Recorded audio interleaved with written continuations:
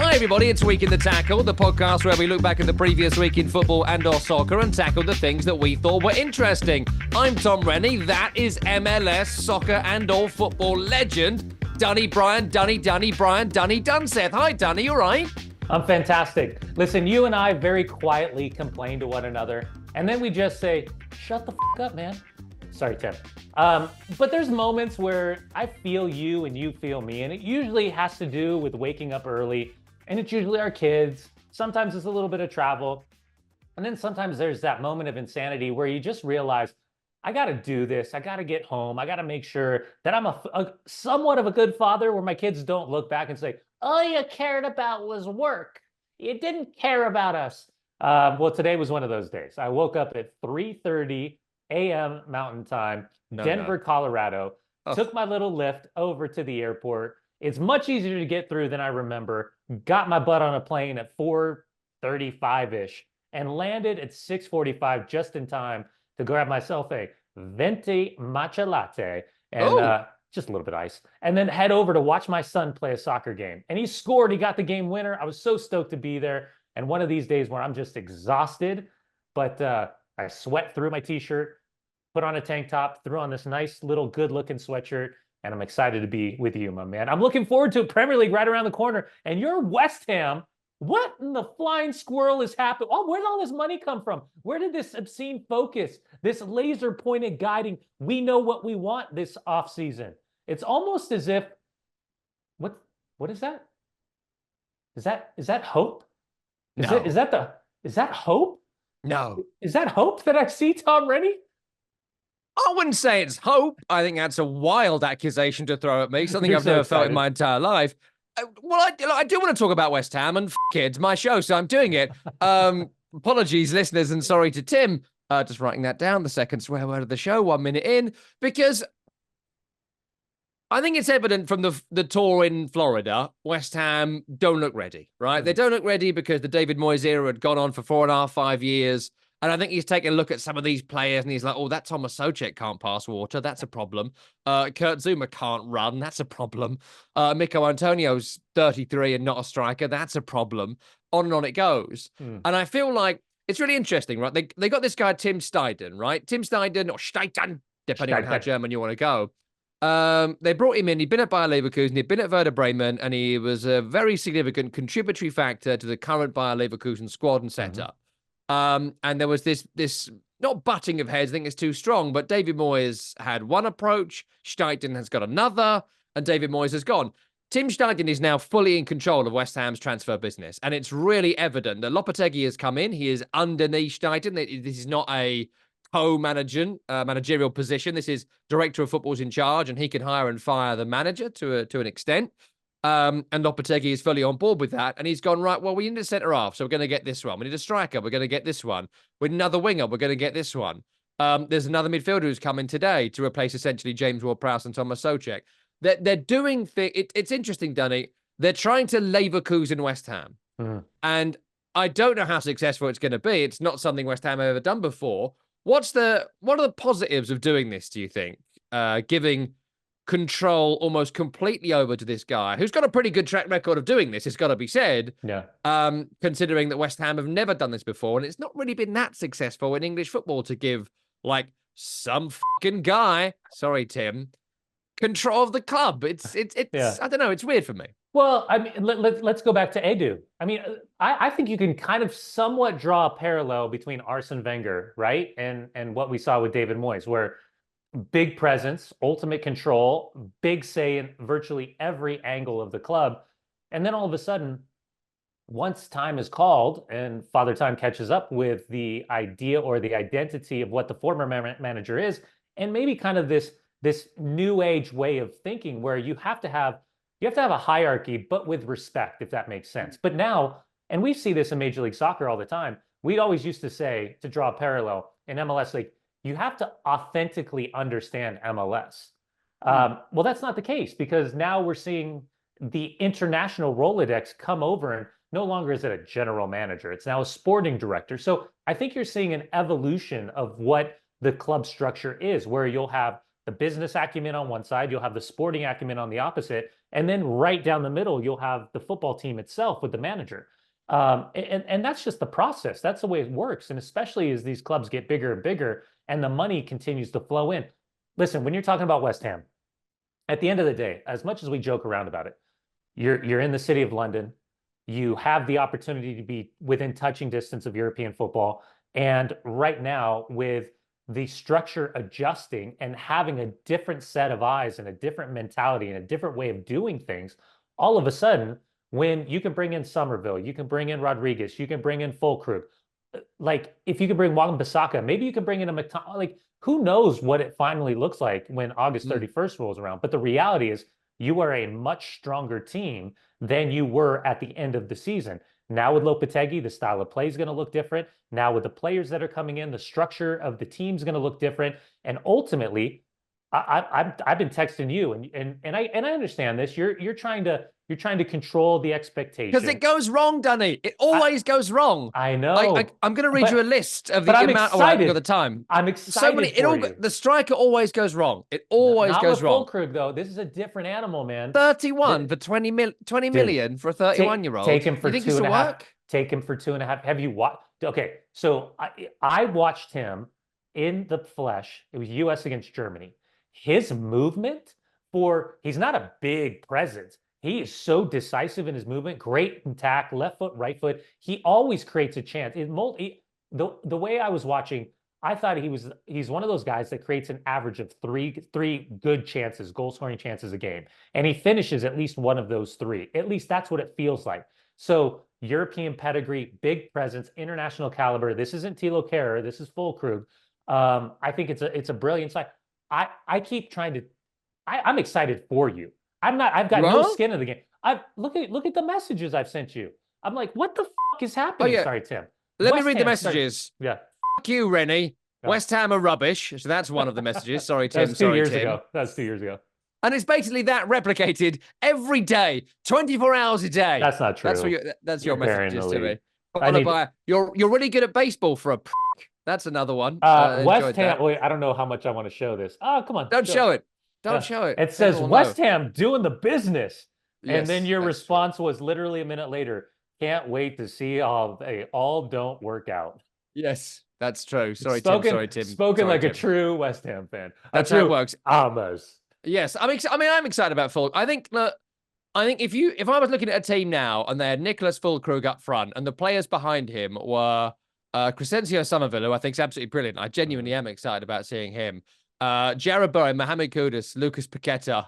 I think they'd be good. I think Guido Rodriguez, you throw in Edson Alvarez, you have James Ward-Prowse. I mean, you've got good base, good attack. Bring Wan-Bissaka in at right back. I'm telling you, man, you're could be all right. You're starting to cook a little bit. Could be all right. Yeah. Opening day of the season: West Ham 0, Aston Villa 4. I want to talk a bit about some of these American tours, and it kind of bounces from West Ham, but also some of the other teams as well. I think Juan Lopetegui has seen these two games against Wolves and Crystal Palace in Florida, and he's been concerned. He's concerned they can't defend. I think Kurt Zouma, that they're trying to shift him off to Al whoever for as much money as possible to bring another defender in. I think they're trying to get rid of Aguirre as well. But it's Kilman and someone else to be the centre halves. But not just because I think West Ham, he's looked at these games and gone, right, I can see what we need, and it's this, and this, and Schneider's gone to do it. How much do you think that is true in terms of West Ham, but also other teams, considering, I want to talk about Chelsea in a second. They are pre-season, and it is June and July, and it is America, and it is kind of bad weather and all that. And it's pissing down rain all the time, right? You can't get these games on. Same as the guys that have been out in Asia. Like, it's raining in Beijing at the moment every day for 3 months. Communism, so what are you going to do, right? So cloud seeding. Damn you, Xi Jinping. Damn you for the rain. But, do you think people are actually looking at these American games and going, oh, we actually look right under here and we need to improve? I think we've seen basically every major team in the United States show that they have some real defensive frailties. And literally all of them. I mean, there's early season this early preseason form, right, is explainable to a certain extent, because the reality is the guys that are Euros, the guys that are in Copa America, they were going to miss these preseason trips, and they're going to be reacclimated to the group the moment that everybody touches back down over in England or Europe or wherever they're coming from. But I also think that while you're trying to get out of it what the game is, and effectively, it's just a friendly. It's a cash grab, but it's just a friendly. Yeah. Does it matter? Not really. Once we get in the community shield, what if you lose 4-1 though? Like West Ham lost 3-1 in one of them. Chelsea got done 4-2. I mean, it's a friendly, but yeah, that's it. Yeah. No, it's cause for concern because, well, there's two things at play. Let's talk about West Ham first. You have a new manager in Lopetegui with a high acumen of tactical ability of how he wants to play. However we justify it. Historically, his style of play is super fun to watch, right? A predominant amount of possession, variation of service, creativity in the final third, and knows how to win games. He's going to walk into that group with already an idea. But then when he gets his hands into the group, he's going to effectively understand very quickly who he likes, who he doesn't, who he can trust, who he can't, who he wants, who he doesn't. And so by the end of the return from the first trip, you effectively know what it's August 6th. So you got 3 weeks effectively to dump and buy. And so whether that means academy and homegrowns that you were going to want to, the full Conor Gallagher for the money coming in, or you're just going to be like, you know what, let's get out from underneath his wages. Let's just cut it. If we can move him to Saudi Arabia, can we move him to a team over in Europe and France? Like whatever we can do, let's just figure out a way to loosen up the salary. And this is the other part of this, and we haven't talked about Man United, but it's certainly a Man United conversation, is that once you get out of these bigger contracts and you can cut them by a year or two, and even if you can walk away and still do a payoff of like 2 million as opposed to save 10 million, it's going to inevitably be worth it. So similar to Manchester United, with the structure at West Ham, you're effectively saying, that was not my problem. This is what we're trying to do. So egotistically, we can take the loss. It'll suck, but I didn't make those decisions. And you've got a clean slate. When you're talking about Chelsea, every day it feels like they're signing some 16, 17, 18, 19, 20-year-old that is either going to sign a 7-year deal with Chelsea or going to sign a 7-year Chelsea and be immediately loaned to Strasbourg. The loopholes that they are finding, the creativity to find the amount of players that they're purchasing is extraordinary. Now, from a business perspective, when you're talking about profit sustainability and having to sell Tomori or Conor Gallagher or whatever this looks like, none of it makes sense to me because the product of success is not there. The amount of managers that you've gone through, you haven't picked a style, you haven't picked a manager, you haven't picked an identity, you haven't created a winning culture, you continue to fold in all of these new players, that mixing and matching. And maybe you can have an argument that the academy players are better than the players that you've spent 100 million on, and yet you're still forced to sign the guys that bleed for the club and would give anything for the group because they've come through the system and they're Chelsea through and through. And now they're effectively being sidelined through no fault of their own because of the lack of common sense that's being shown. Now, that's just the business. Enzo Maresca, it's Man City, right? Let's just use the Man City game. But Man City took them apart. Took them apart from the opening minute to the final minute. And there was nothing to suggest when watching that game.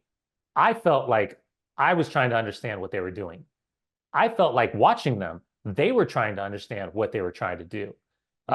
So, it's perfect banter for our former producer over at Sirius, Andrew Williams, A-Dub, who's having a conniption right now watching Chelsea in preseason because he can't figure out what's happening. And again, listen, I don't think at the end of the day, it's still just preseason. At the end of the day, it's still checkbooks and credit cards and maximizing the opportunity of the commercialization of these clubs in the United States.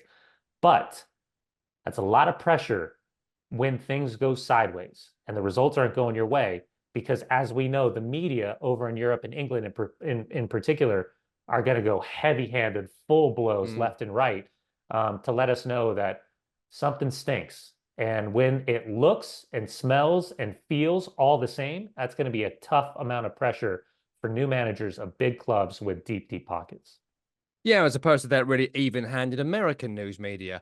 I mean, it's absolutely wild that that Chelsea are selling Conor Gallagher. I mean, firstly, we should mention they Did you, played by the at way, did you see what just happened? I took a what? drink of my Celsius. We're still Yes. not sponsored. Are you getting paid for this yet? Why are we not sponsored by Celsius? I bet. Make a fucking call, buddy. Sorry, So Tim. I took a drink as I put it down. It literally splashed, shot through the opening, and landed on my forehead. Perfect. It's a perfect drink. It's a perfect drink in many ways, and a great partner for this program. I think we can all agree. The Conor Gallagher thing is wild. I want to do a bit more on that. But did you notice they were playing, following in the footsteps of giants on our field in Ohio? Do you notice this? They were playing at the Horseshoe. I did. We've been in that center circle like 2 weeks ago. Yeah. And in many ways, we look more athletic than many of the Chelsea players that were out there. And Man City trained at lower.com field. And yes. And Wilfred Nancy and his coaching staff sharing jokes with Pep Guardiola and Man City during the open training as well. Yeah, no, we should have stayed. We should have stayed. We should have stayed. We really Why didn't we that why one was up, Rennie? Sorry, Tim. Why was there no budget? We could have been there right now, slagging off Maresca to his face. And if I stand next to Enzo Maresca and Pep Guardiola and take my glasses off, I think we all become the same person. I think that's how it happens. When three get together like a hydra, they merge. It'd be one was 2020 vision, one's like 2040 vision, the last one's like 2200 vision. Yeah, just a fighter pilot now. I'm now Maverick. Yeah. The Conor Gallagher thing, I did want to drill into that a little bit more because they're lying to us, right? The people who run Chelsea are lying to us, and they're lying to us because the narrative is that Conor Gallagher can't play in the higher pressing style of Enzo Maresca. That's complete bollocks. It's bollocks and proven out by the data. Yeah, did you see him at Crystal Palace? It was unbelievable, doing the same type of pressing. He is an attack dog as a player. That's kind of what he does. He's number one for tackles, interceptions, possession one, duels one. At Chelsea last season. Again, I know the data can be a bit misleading, but he passes the eyeball test on those facts as well. They need to sell him for financial reasons. And let me just read this to you. When clubs sell academy graduates, the entire transfer fee goes down as pure profit in their accounts and can help them navigate the top flight strict profit and sustainability rules. That comes from our friend Nizar Kinsella, writing for the BBC. In the last couple of years, Chelsea have sold Mason Mount, Lewis Hall, Ruben Loftus-Cheek, Ian Matson, Callum Hudson-Odoi, and Billy Gilmore. They're also looking to sell Trevor Chalobah. I don't know if you saw the Trev deserved better banner in Ohio. Chelsea fans saying, you've signed Tosin Adarabioyo, who's like not as good as Trevor Chalobah. So what's the point in this, to your earlier point? And Amanda Breuer is another one who can sell for profit as well. Yeah. They've spent £1 billion. So that's near $2 billion in 4 transfer windows across 2 years. To balance out that budget, they're having to sell Conor Gallagher and maybe more just to make that work in terms of the profitability and sustainability rules, or profit and sustainability. Do they have rules. Is there another hotel that they could sell? I'm sure there is. It's West London. It's all bloody hotels. They'll find a way, I'm sure. So my question is, and it kind of builds on what you said earlier on, when they're quite clearly not being truthful with the fan base. Yeah. Right? When that's so evident, there is not a strong relationship right now between Chelsea fans that I know, at least, spoken to on the radio station Sirius XM-FC, heard on TalkSport, and know personally. My best friend's a Chelsea fan, and several of my friends are as well. Not best ones, though, but other friends. You know, no one's happy with this ownership. They don't like them. They don't trust them. They didn't like the Tuchel sacking. Some didn't like the Potter sacking. Many don't understand the timing of the Pochettino sacking, and they certainly don't understand the Maresca appointment, right? They don't get it. If this season starts poorly, and let me just read some of this to you, the fixtures they've got are wild. So they've got a Real Madrid friendly, which is happening on the Wednesday as we're recording this, Tuesday night. That probably would have happened when people hear this. Then an Inter friendly. Then it's City. Then there's a Conference League game, which might be against Braga. That's not easy. It's a qualifier. Then it's Wolves away. That's not easy. The second qualifier, probably against Braga. Crystal Palace. Bournemouth away, brilliant. West Ham away, banana skin for them. Brighton, who knows what's going to happen there. And then we go into real tough games against Liverpool and Newcastle. That's when we get to the end of October. Conference League, lots of games, derbies, tough opponents, City at home on the opening day. I just think if we're in November and they start this season like last season, why wouldn't there be an open revolt from Chelsea fans? Because the ownership are taking the piss out of the fan base. Yeah, I just go back, and again, I've got no skin in the game, but with the way that the team was finally trending upwards underneath Mauricio Pochettino in the second half of the season, or the last quarter of the season, why would you make that change? What in the world is happening behind the scenes that we're unaware of?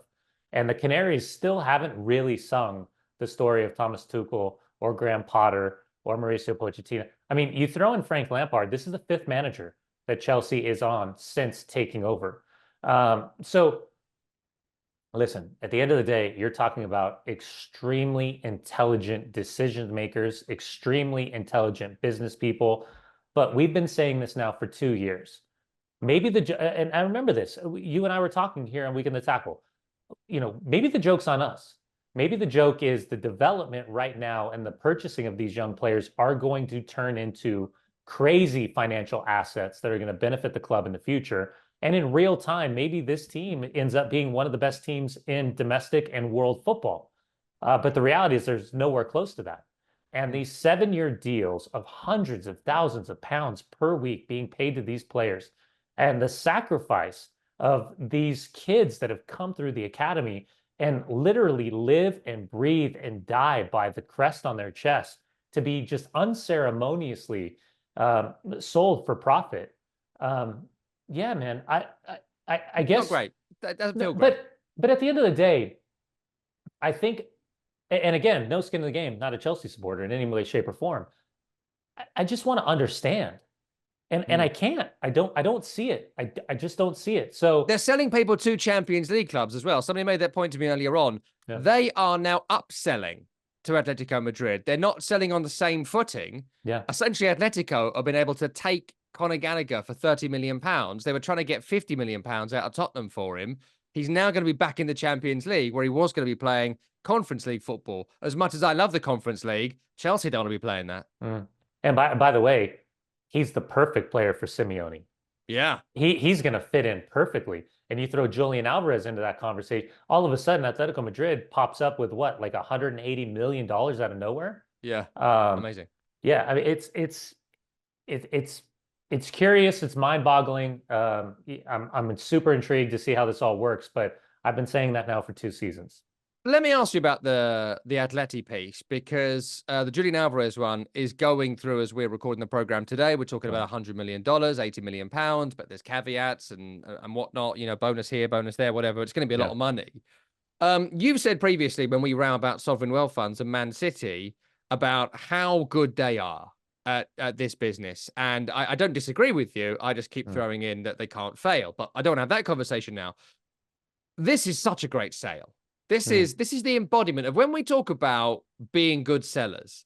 This is a great sale because they've already got the replacement in Savio, essentially, more or less. He's a winger, but Julian Alvarez was a versatile player. He wasn't a number 9. He was played across the front line.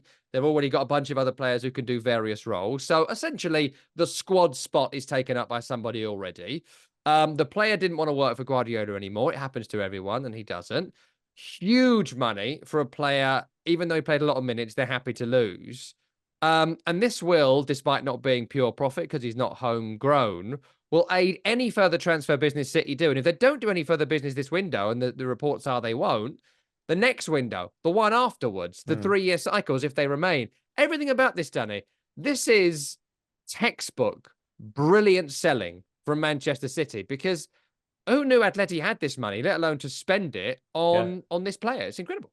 Well, you also throw in Jan Koto going to Dortmund as well. And again, very quietly, the academy is generating what, between 20 and 30 million? It seems like Palmer last year was the biggie. Yeah, so 20, 30 million each summer transfer window that they're generating, they're capable of cashing in on.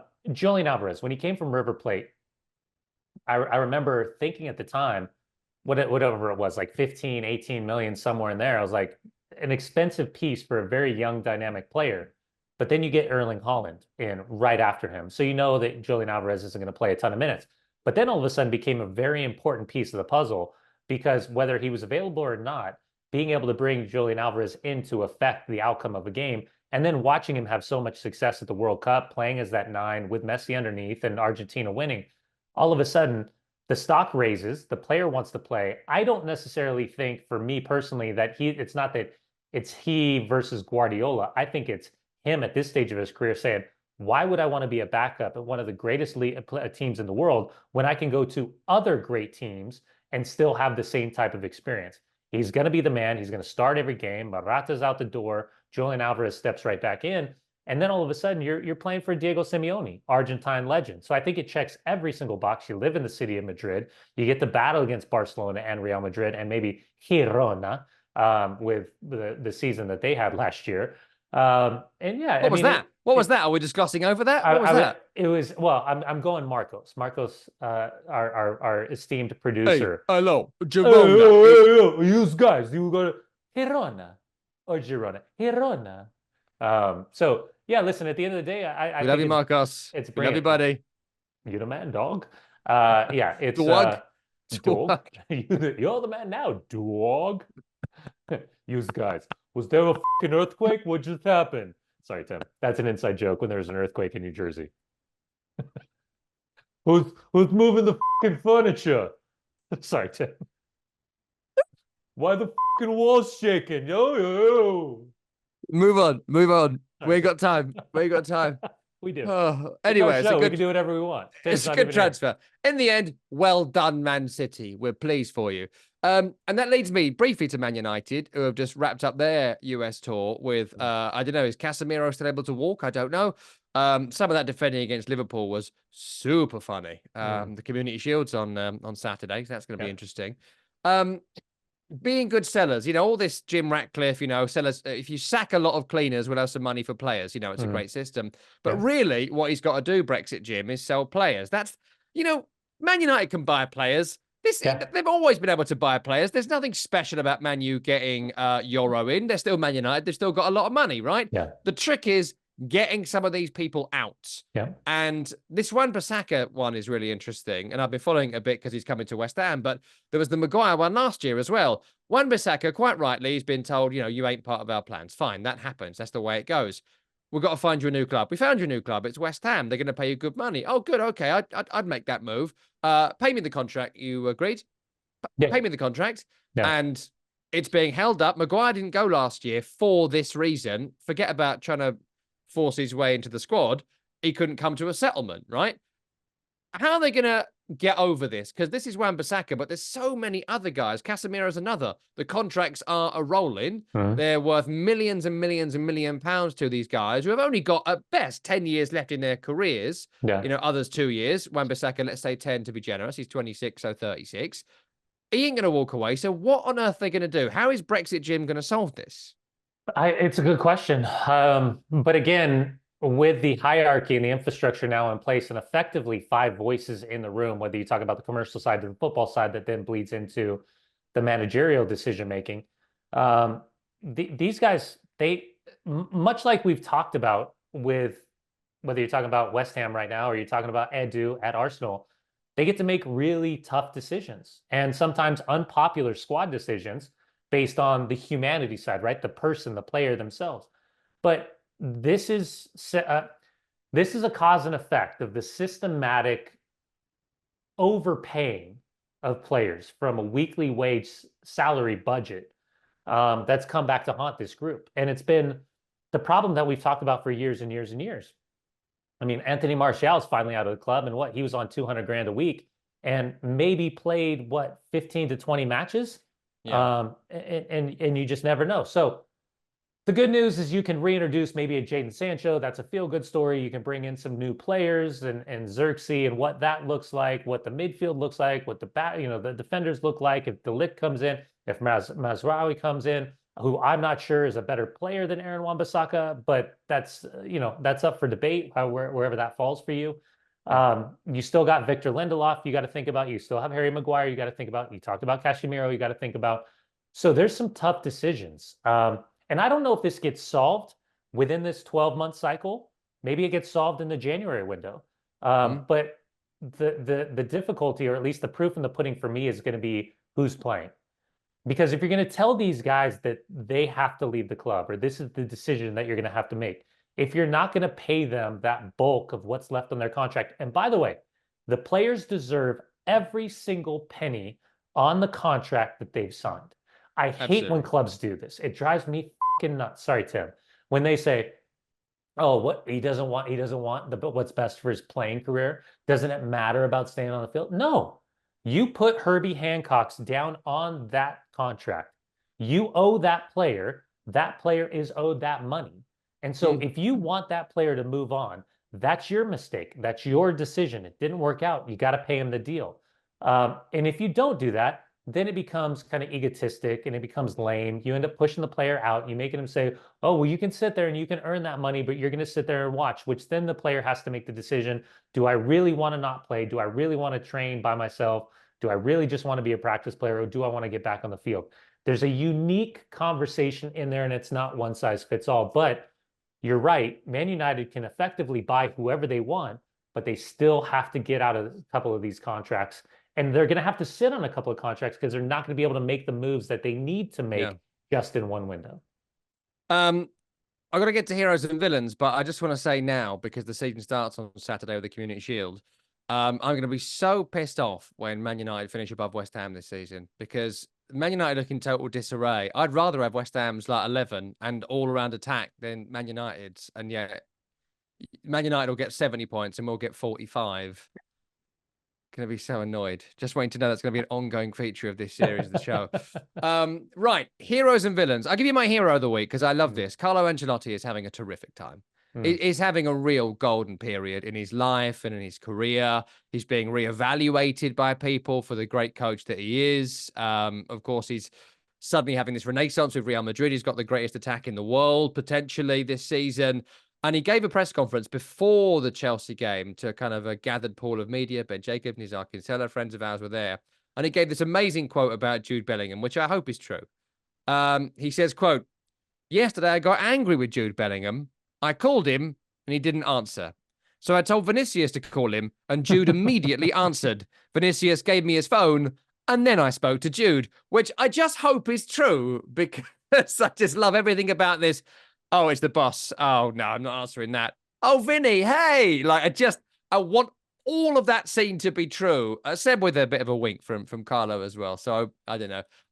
It's great. It's great to see Ancelotti, this incredible character. This is a man who's just pure priming right now, Dunny, in front of our eyes. So, he's my hero. Yeah, mine is Andre Onana. When asked about the risks that he took last season and the risks that he's taking in the upcoming season, here's the quote.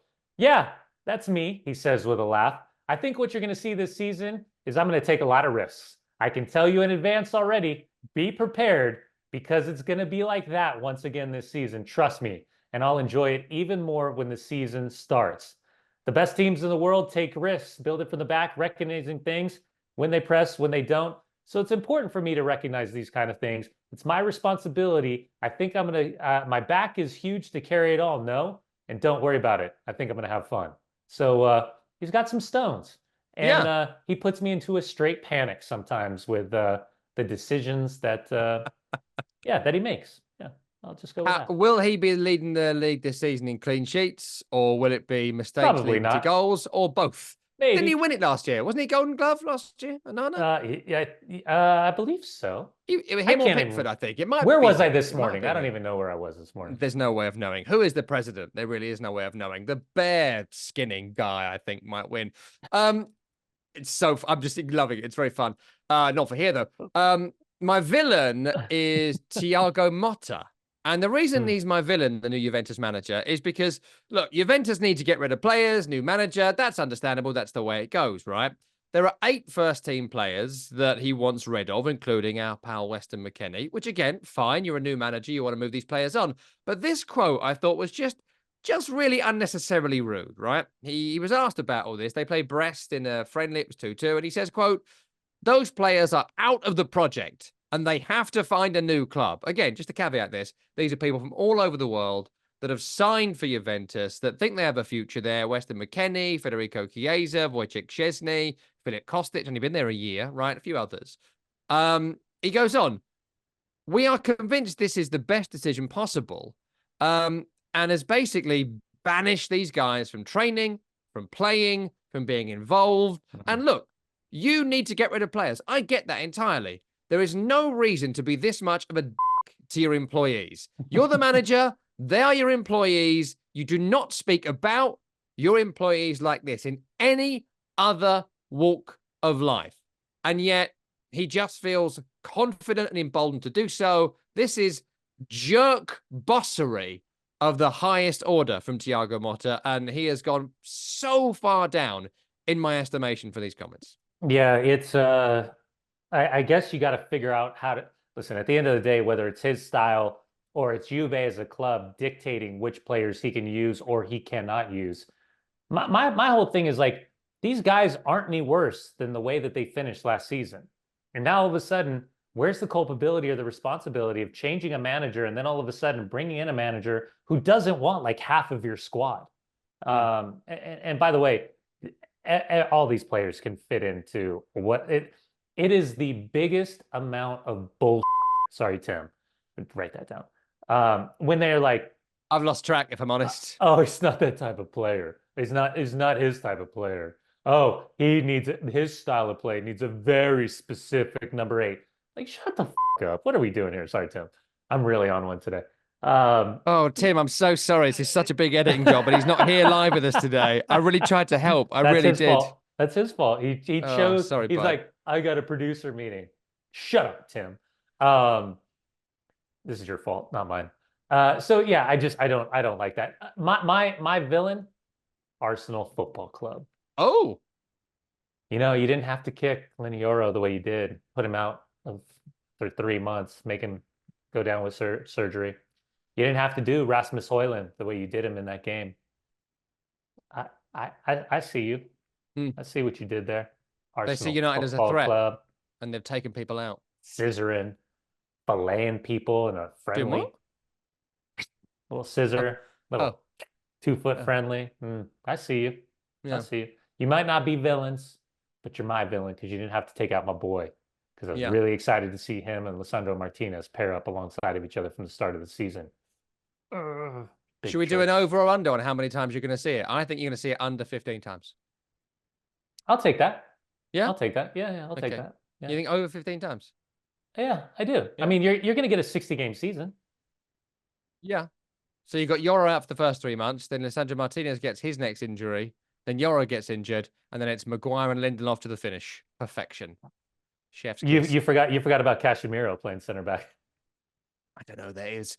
Right, we're out of time on today's Week in the Tackle. We are back next week to review the Community Shield, which is on Saturday this week from Wembley Stadium, City against United. We'll also look ahead to the new European football season. We'll pick up some Leagues Cup action and find out where in the world Dunny has been.